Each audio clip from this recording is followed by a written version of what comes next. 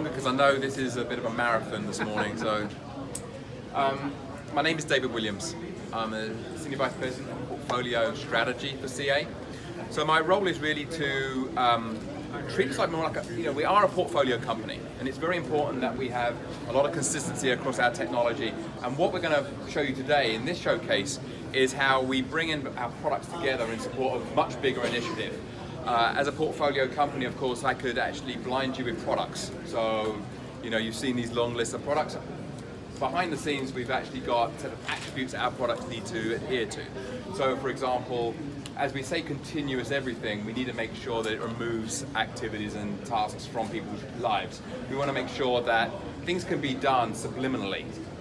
So, for example, if they're coding, the ability to actually include security as part of that matrix would be a very important thing. So it'd be nice for me to do my job and actually have other attributes that I need to apply to it. So I'm actually going to be joined, in fact, the people who are going to be doing most of the talking are Rahim and Jeff. They're going to be supported by Aaron and Uri. And you're going to see these are more the developer technologies. So these are the things that this is the things that are hardest to demo and make look really interesting. Because it's like I'm going to show you all the tools that I'm going to use to build this thing. Where most people just say, tell me what you're building, It's like the ingredients.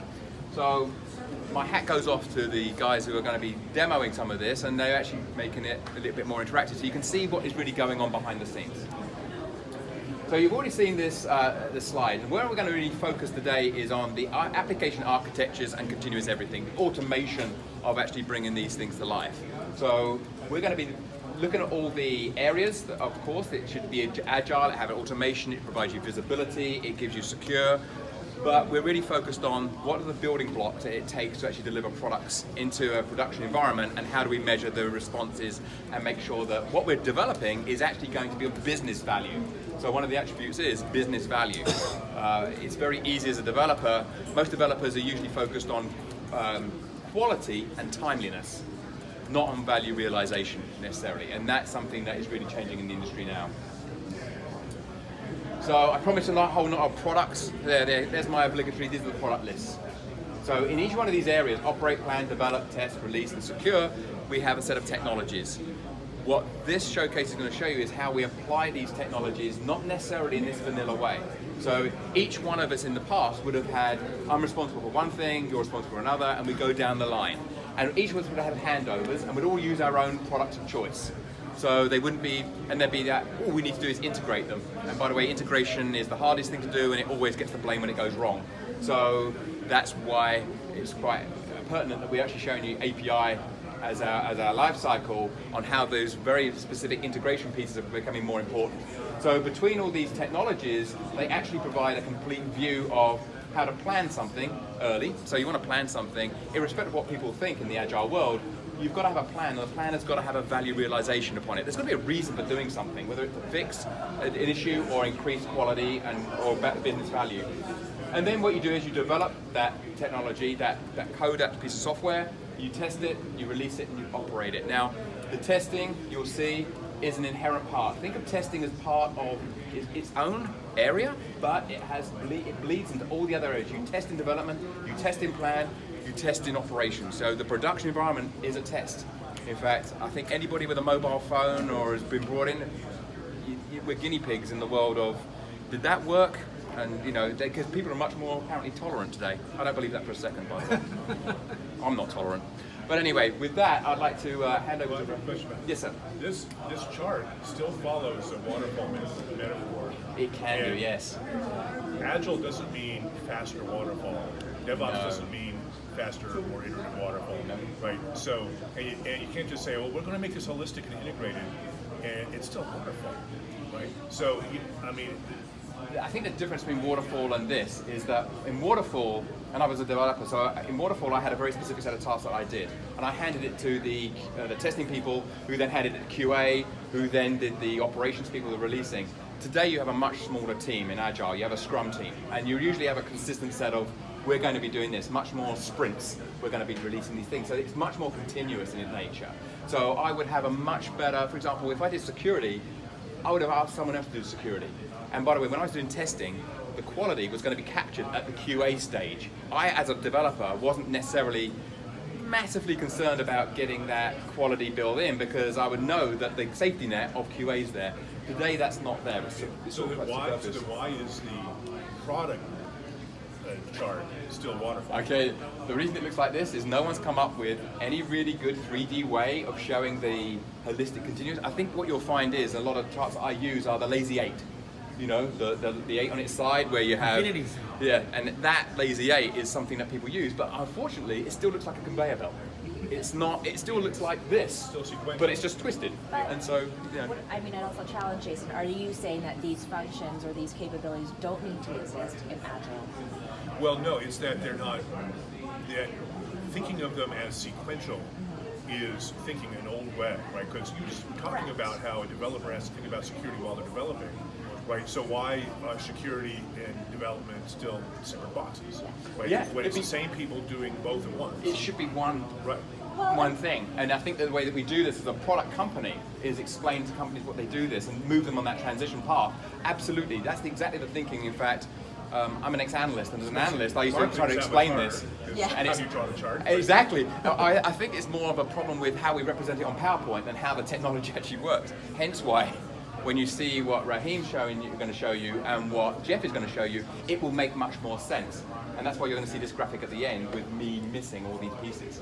So with that, I'll quickly hand to you, Raheem. Sure. Awesome.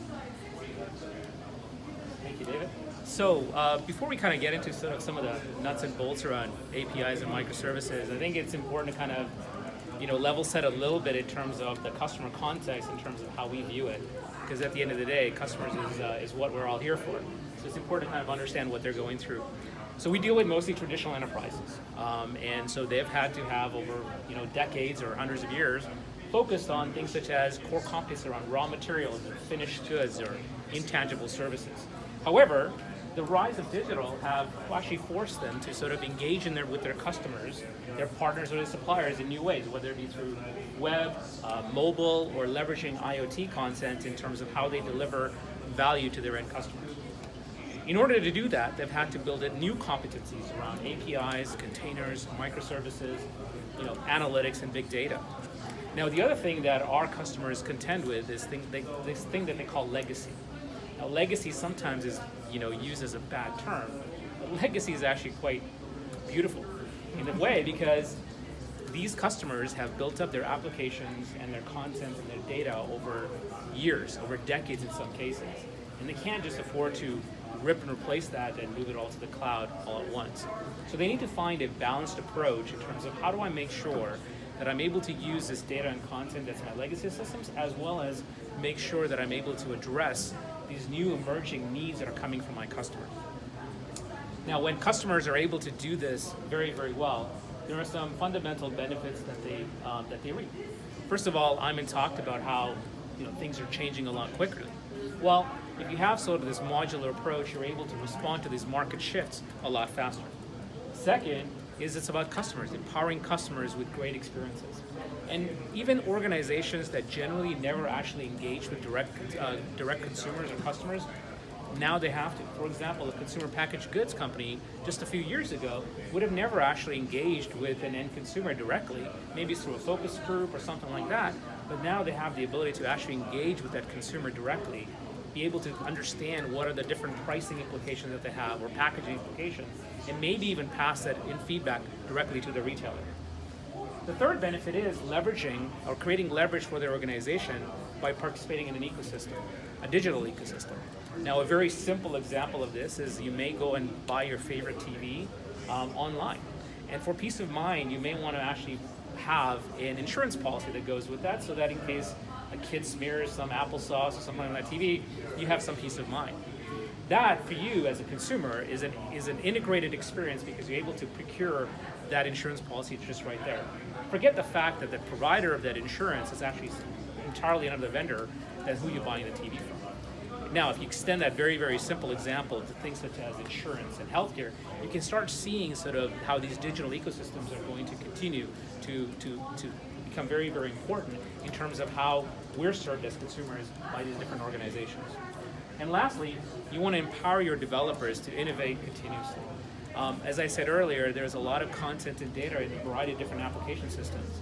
When that developer wants to be able to deliver that end user customer experience, they don't need to understand potentially the nuts and bolts of all the underlying systems if they have access to some core content capabilities through those APIs, which allows them to focus on what they do best, which is creating an engaging and great customer experience. So these are, like I said, a lot of the critical benefits that our customers look to. And again, most of our customers are sort of these traditional enterprises, and so modernizing their architecture is a key focus for them in terms of how are they able to make sure that they traverse these challenges. Now, a lot of these companies have been in business for a long time, 100 years or plus, like a GM or L'Oreal. You're not in business for 100 years without learning how to evolve and do things and adopt new trends. So this is how they're figuring out how they meld the benefits of what they do really, really well to melding it with sort of the digital experience that they're able to create. At the same time, in order to sort of traverse this complex world, traditional architectures and processes must also evolve. We've seen this in terms of how we move from waterfall to DevOps, the conversation we just had just a few minutes ago here. What these applications are is very different as well, moving from monolithic apps to applications based on microservices and APIs. And customers are able to take some tremendous advantages of cost performance benefits with the variety of different infrastructure choices they have. So no longer are they constrained by their own data centers. They're able to procure infrastructure or leverage infrastructure regardless of physically where it resides. All of this in terms of, customers are now viewing APIs as, and APIs as the product out to the market. And so you want to make sure that you pull the thought and robustness that you do into your APIs that you would into anything that's out there in the market. To make sure that you have an ability to create an API very, very rapidly. To make sure you're testing that API, securing it, making sure that it's performant, and once it's out in the market, you are able to continually monitor that API, what the SLAs are on that API, and bring that feedback back to your organization. Critically important, again, like I said, for customers that are now starting to take a look at APIs as a core capability that's out into the market, and even for their own internal developers, making sure that they're building those great customer experiences. Foundationally, this is very, very critical as well. So with that, I'm going to turn it very quickly over to Aaron White, who will walk you through sort of that very, very quick demo to bring this to life. Hi, so we're going to do a 3-minute demo of something that takes customers weeks or months traditionally. So hold on, we're going for it. So we're going to start. Okay, we're going to start at the plan stage. So we've designed an API. We have it loaded up into GitHub, which is our repository of choice. And we're going to use Jenkins to automate a couple of jobs and accelerate that life cycle into a 3-minute demo. So the first thing we're going to do is run our first automation job, which is called develop and test. So you'll see here the first 2 stages of this job are checking out our code. They're just going to GitHub and pulling down our definitions of the API. The next job creates our API. So this uses CA Live API Creator. It builds a microservice and exposes the API. It's basically taken an existing data source, built an API and exposed it in 1 second, a 1-second job. At this point, we can also protect that API with our micro gateway. So the micro gateway is designed to sit in front of a microservice and provide that kind of internal level of security that you need. We then deploy that API to test. We promote the API into a developer portal, so our internal users can see which APIs we're building, maybe give feedback, that kind of thing. We also want to test that API in an automated way. So here we build the API tests and run the API tests from code. We use, again, the same artifacts that we've got in GitHub to build and run those. And we run those in CA BlazeMeter. So we see performance and unit test data. And hopefully, as it has done here, and as you can see for the last 5 times, it's been successful. So we're happy to go and promote that API into production. So second job, hit build now.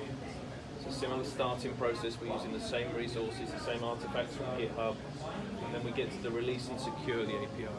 So we add any extra security we need for production, and we promote that API in the developer portal to be a production API. So external developers can see what the API does, they can learn it, learn how to use it, and build code around it. So which part of this is CA? All the things underneath, every part of the life cycle underneath. CA Live API. Jenkins is handling the overall Jenkins is- orchestration, and then CA is the individual tool. Correct, yeah. So it's just an example of what development teams want to use. So once we've released that API and developers start using it, we can provide other tools such as mobile API gateway, rapid application security solutions. These give the developers tools to quickly build things into their applications, such as step-up authentication and risk profiling. But they do that at speed, so it makes their life easier and more secure. Once the API is up and running, then we get to the stage that Raheem was talking about. That's our product. That's how we're judged by developers and consumers of our API. So we enable precision API monitoring. This is part of the CA application monitoring solution. It gives us an end-to-end view of our API, from the client application through any security gateways, through the API servers, back to the database. Transaction by transaction, we can see how the API is being used. We can also see and enable CA RunScope. RunScope is a cloud-based monitoring solution for the API, so we can see how the API is performing and available based on the viewpoint of the developer. Right? It's not an internal view, it's the view of the developer, so we can see exactly what they're seeing and hopefully get rid of any issues before the developers phone up and say the API was not available. How do you distinguish your API management stack from your competitors' API management stacks? Well, I think the value of that is it's not an API management stack, it's the API lifecycle. So API management is a key part of this. We talked about API gateways and developer portals, but the tools that we've got from CA, from RunScope, back to BlazeMeter, precision API monitoring, and the design side of things, that's the important differentiator for us. We've got the full lifecycle. I think it's the breadth of it, but also not only just the tool set, but the know-how. I think one of the benefits of having sort of CAPI management as part of CA is that, as you can see from even David's talk or Iman's talk, that all these disciplines are very much interrelated. So having an ability to say, where we're in API management, having an ability to say, for example, go to our Agile Operations business unit and say, hey, how are customers going to be using these APIs in the context of applications? How are we going to enable them to monitor that? They have a deep level of domain expertise there. Similarly, with continuous testing, we're able to go to the continuous delivery business unit and really leverage the key expertise there at a very, very deep level. Because our customers, again, view these things as not separate entities, but more integrated approaches. I think this comes back to your question, that you don't want to position this or visually show this as a static. You do one thing and do the other. That you actually need a way to visualize the fact that this isn't, you have your API, you manage it, but that it goes across all of the aspects of development. So I think that would be my critique. Okay, so in a little over 3 minutes, we've gone through that full life cycle. We've used automation tools and developer typical tools to do that, but underneath at each stage, we've used a CA solution. So. Thank you, sir. Just to kind of stress the importance, I think we did a technical demo here, but there's real business benefits to going through this life cycle. Just last week, was working with a major financial services institution. And as we said earlier, this API is the customer's, channel into the world out there. And every time that API goes down and is not performant, it's a $20 million hit to that organization. So there is actually business cost related to these different things that we call technical products. Can you document in terms of costs of that? Yeah, we've got actually studies in terms of research studies with 1,400 plus organizations. We had an external researcher do that. The example I'm giving you with the direct customer engagement that we had last week specifically. But there is definitely studies we've done with Forrester, but also with other third parties that validate in terms of value of the full API lifecycle capability. With that, I'm going to turn it over to Jeff Schaefer here to talk about continuous testing. Thank you, Raheem. Okay, I guess it's still good morning, everybody. And not quite there yet. All right, so as both Iman and Otto introduced earlier, around the whole idea around digital transformation and the application economy, I wanted to kind of build on that and take you through another level of detail around CA's vision. So to the extent that every company is competing in the application economy, and they compete through their API, their web, and their mobile applications, Every company needs to become a modern software factory. And the stakes have never been higher. So we know that a few years ago, the industry research indicated that consumers would leave a website if it wasn't responding within 7 seconds. More recent research indicates that over almost half of the consumers expect an application to load in just 2 seconds. And 3/4 of consumers will actually delete an application that fails to start quickly from their mobile device, or they'll move on to the next provider. So the key part of this is no matter if you were born digital or you're a transforming digital enterprise, every company has to be compete in the application economy depends upon a modern software factory. Now, our point of view within CA is that the digital transformation depends on it, and what are the key things that these companies need to be able to do successfully in order to thrive in the application economy? First, they have to deliver applications with great value. At the end of the day, we only use applications because they perform a task or a job that we need done. The second thing is that the application has to have an amazing user experience, and this is really 3 aspects. One aspect is that it's visually appealing and pleasing. The second aspect is that you've got a good interaction design, that the navigation of the application is intuitive and allows you to accomplish the tasks efficiently. And the third is that the application is perceived of as quality. Now, an end consumer's perception of quality or an end user's perception of quality in an application is very different than a software development team, which thinks in terms of defects and severities of defects. An end consumer thinks of the user experience as the application is functionally correct. It does what I expect it to do. That the application is stable. It doesn't crash when I start it or I restore it. And that the application is performant. That it is responsive on startup and it's responsive to tasks. That the application is efficient with the use of of resources, so it doesn't burn down the battery or use too much bandwidth and things of this nature. And this really gives rise, in the context of the modern software factory, as part of our continuous everything point of view, the importance of continuous testing. When we look at software development teams today, we know that over 2/3, or almost 2/3 of them, view that continuous testing is the most difficult part of the challenge in the modern software factory. The other thing that an application development team needs to do is they need to be able to keep pace to the competitive rate of change in the markets. They need to be able to bring innovation to market more quickly in order to outcompete their competition. And this means they need to be able to reduce the cycle times of their software development practices, and this drives the need for continuous delivery. And so when we think about the core of the modern software factory, it really depends upon continuous delivery and continuous testing. And then finally, a software development team. There are over 50,000 enterprises with over 21 million software engineers today, and they generally are toiling in darkness with antiquated methods, and they're dealing with over $34 billion in cost, primarily in labor and professional services and the creation of test environments. And so the only way these development teams can solve the business objectives, the operating objectives, and manage the cost of development and testing and production deployment is with the modern software factory and underpinned by continuous everything, delivery, and testing technologies. Now, what I'd like to talk to you a little bit more is what are some of the barriers that companies face today? So one of the biggest barriers that companies face today is the change in the application architectures. Now, we had both Rahim and Aaron talked about some of the more current changes in application architectures. So things we've gone from mainframes and monoliths to interior web applications, mobile and cloud. But today, there's a whole new generation of application architectures out there that are predicated on microservices and APIs. This is creating a variety and a velocity problem and complexity and composite applications of all of the components. So how do you be able to deliver and test these complex composable applications? Beyond microservices, we move into serverless and micro-functions, so we further componentize the applications to function as a service. And the application architectures further evolve with embedded applications and IoT devices and embedded systems.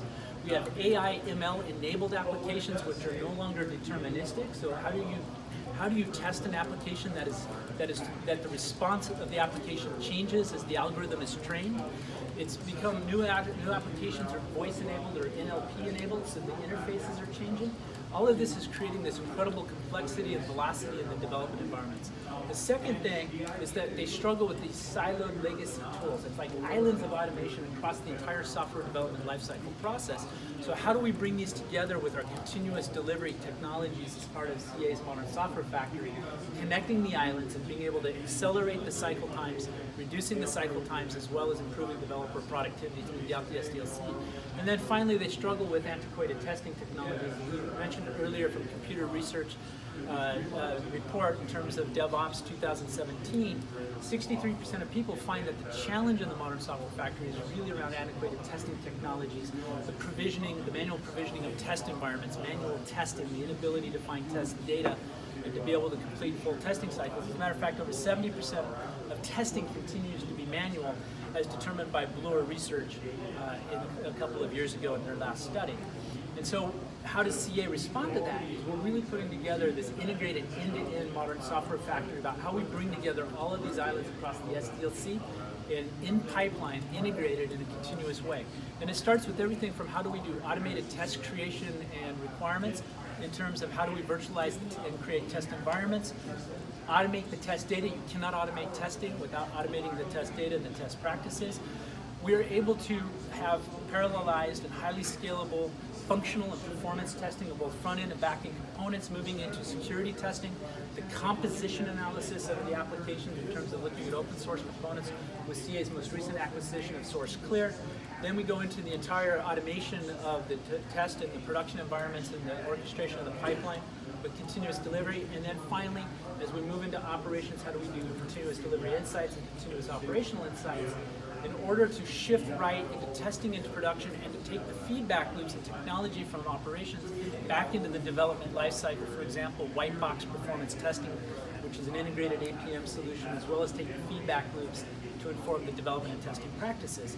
And so this is really an end-to-end view, and I'd like to call out for just a moment some of our more recent innovations in the market, primarily around CA's Atomic One Automation platform, and specifically the 12.2 release and some of the key enhancements. So number one, it's really empowering the entire software development lifecycle with an artifact-driven approach to the pipeline. So we take the artifacts and we index the artifacts through the pipeline, as well as critical path management. So we look at all of the potential dependencies within these composable application architectures, automatically resolve the sequence in which we deploy these composable applications, and dependency management. Additionally, we're shifting left in the pipeline, where we store everything as an artifact. That allows us to, in the same way software developers are able to drive the entire pipeline based on artifacts. And finally, continuing to expand the integrated ecosystem. We talked today about the CA products with Workload and Continuous Delivery Director and our own big data backend around Jarvis and the analytics. But these are just 3 incremental integrations out of hundreds that we showed earlier around the DevOps ecosystem of integrated partnerships. Now, having shared all of that, because there's no such thing as a free lunch, we would like to ask you to participate in our survey around continuous delivery and testing and the whole idea of shift left and shift right. So I'd like to invite you for a moment to go to survey.cdbu.io. It's 4 quick questions and ask you to participate on your mobile phone. Oh, let's do that now. Yeah, absolutely, please. Absolutely. It's a free lunch. You've been coming here, you know that this is the way we roll. It's an excuse to look at our phones. Excuse to look at your phones, but and remember, it's survey.cdbu continuous delivery business unit.io. And Uri, let's see how people are progressing. Let's see if we're done with the survey. So far, no respondents to the 4 questions. You need to go there, put your name, and then you click next. You'll see the first question. You need to respond, and then move to the next one. And here we can see the live results. But it's not working. You're failing on the 2 seconds. We've all deleted it. Really? Yeah. Oh my Please God. wait, please Just wait, slow, please Jack. wait, please wait. Okay. Spinny. So this is pretty much a shared experience across the globe in terms of software development teams that are building custom API web and mobile applications today, where enterprise software dev teams face the trade-off of quality versus velocity. And oftentimes, in order to respond to the competitive market, bring the new version of the applications, they sacrifice the quality. And as we shared earlier, QA or testing becomes part of the problem for 63% of applications. Now, why do 50,000 enterprises and 21 million engineers continue to suffer in the darkness of antiquated waterfall methods and legacy manual testing tools? It's because in general they just don't know there's a better way. And so what we would like to share with you is how we can solve that particular problem. And so with that, For some reason, there are only responses for the first question there. Well, Yeah, the second that's one is Because still the second loading. one's not loading. yeah, so you've found both a performance and a functional problem with this application. Yes, we have. We found this we found these last night. leaving. We found this last night when we were testing the application. Fortunately, the engineering team for this app is in Israel. They worked overnight. They fixed it. And they sent me a new build this morning, and I want to share with you how quickly we can do it. Now, understand a normal dev practice to respond, they would take weeks on their back end of resolving the application to get a new version in production. Go ahead. So what they would do is they would have to create the test cases, they'd take the build, they'd have to provision test environments, they'd have to actually do all the manual testing, go through all the approval processes. It'd take them weeks to get this new version into production. We have a better way. So we start with our Agile Requirements Designer, which takes the model of the application, and you can see that from the home page, answer the 4 questions, there's 4 different answers, and complete the survey results. And we automatically generate full coverage of all paths through this application, 256 test cases that gives 100% coverage of the application requirements and functionality. Now that's very different. I'll give you an example. I had a software dev team in my organization that had 2 engineers, took 6 weeks, so 12 engineering weeks of effort for 380 cases and only had 30% coverage. 12 engineering weeks. We've just created 256 cases in the matter of seconds. We will then export those test cases so that they will be used as part of our test artifact repository in the pipeline. And now we go in and start the actual process of updating this application in production.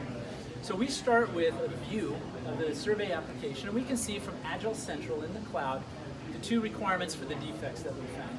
One is the poor performance, the second is the functional issue. And by the way, we also updated this in order to work with the new Atomic 12.2 release, which is part of our deployment actions.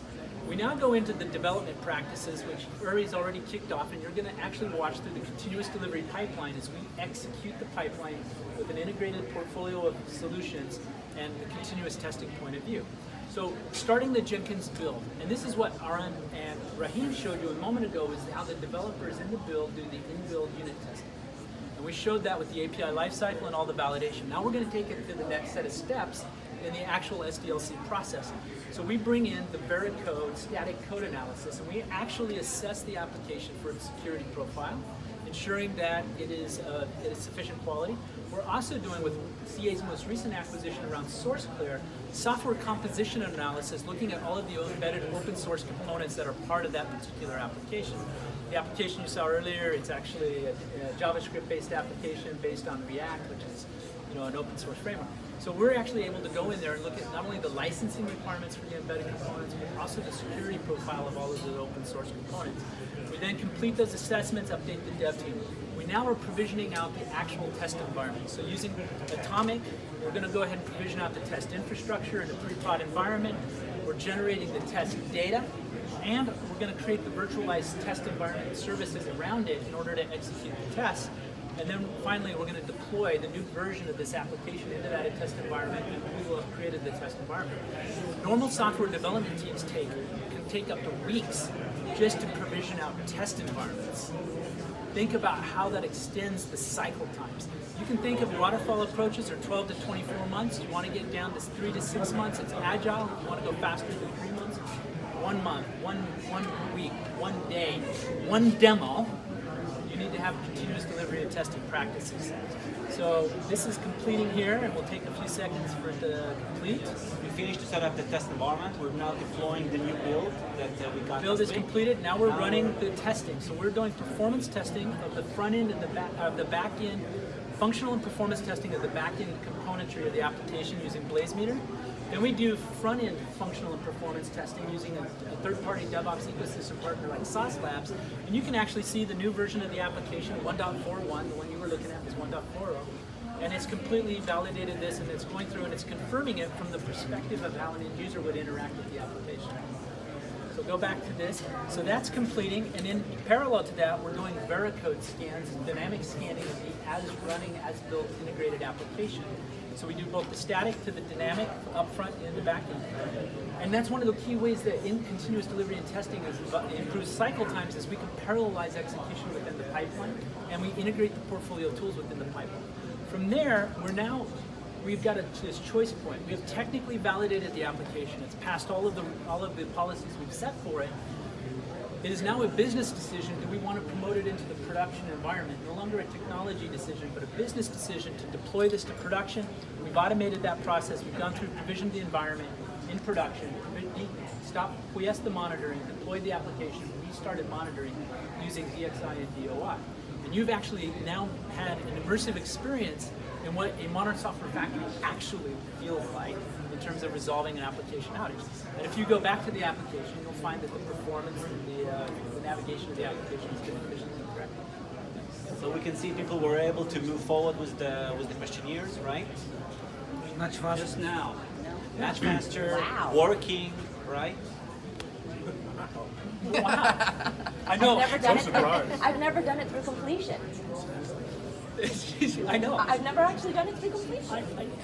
I cannot state enough, like the state of the art, how far this progresses the state of the art in terms of the professional discipline of software engineering and testing, from what it was to what it can be. Now, I think we're probably running short on time, so if I can, I'd like to transition this now to David to bring us home. Okay, so this is going to be very quick if you need to know. So I'm going to go back to your favorite graphic. What I hope you've seen is that the discussion and the presentation, as well as the demos that has been put on, does probably a much better job of showing people how they achieve this than a graphic does. So if anything, what this industry needs is a better set of PowerPoint, but the actual ability to be able to get the plan, development, testing, as you see, test is much more holistic capability. It goes all the way into production, gives you that information back, and it should be seamless. In the old days, you would have seen from CA many products, and we would have told you how all that works. Today, what we show you is all the activities and the objectives and how the products support those activities. And I think as you see us move forward, we're going to be much more focused on the abstraction of bringing all that together than focusing maniacally on all the individual bit parts as it supports that. So with that, I'd like to thank you for your time this morning, and look forward to seeing you again.